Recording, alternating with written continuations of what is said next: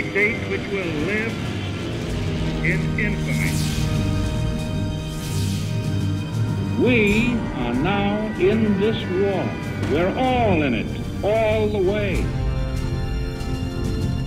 Thousands and thousands of Chinese communists came into Korea.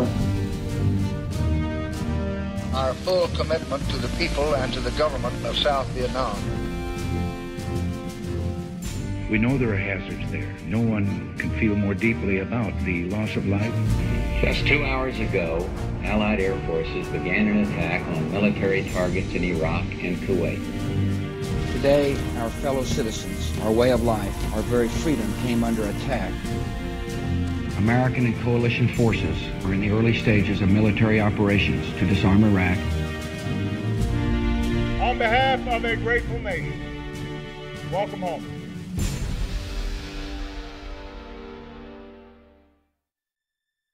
I just remember sitting around in my dorm room, watching the invasion, hearing about, three more soldiers died. They were, 18, 19, 20, and just kind of thinking to myself, what makes it fair that they're there and I'm here?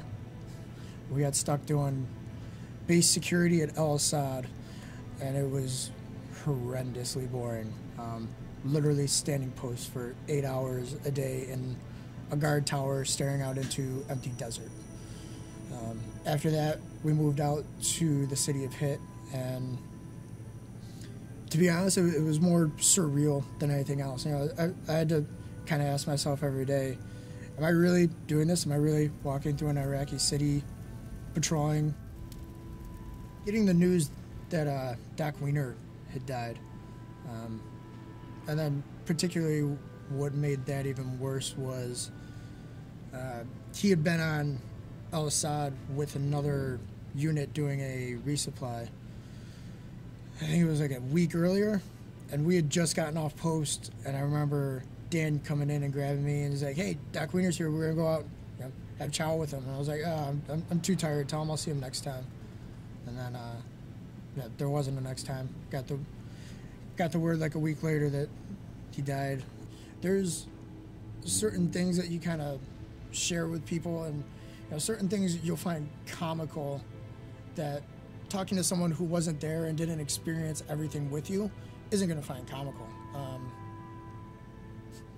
An IED exploding and one of our guys standing out in the middle of the street, throwing down his weapon, pulling out his K-bar, yelling to come get him, is comical to us, and someone else would hear that and be like, that sounds really messed up.